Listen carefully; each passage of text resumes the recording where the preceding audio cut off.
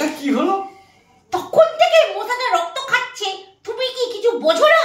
তখন থেকে ফোনটার দিকে দেখছি, তাকিয়ে বসে আছো। মশাটা যে কতটা রক্ত খেয়ে নিল, কতটা রক্ত খেয়ে নিল, তুমি কি বুঝতে পারলে না? আমাকে এত ভালোবাসো না, আমি তো বুঝতেই পারিনি না। মশাটা যদি সব রক্ত খেয়ে নেয় তাহলে আমি কি খাবো? হ্যাঁ, ওইসব ভালোবাসা কিছু না, বুঝেছো?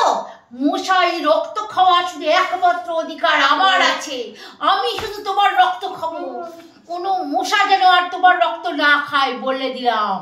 এবার থেকে মাথায় ভালো করে ঢুকিয়ে নেবে, বুঝেছো?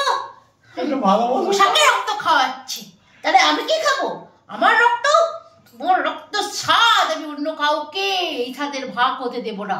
তাদের একমাত্র আমি ভাগিদার। মাথাটা ঘুরছে আমার কথা শুনে। ভালোবাসা তো হলো না, কি অবস্থা।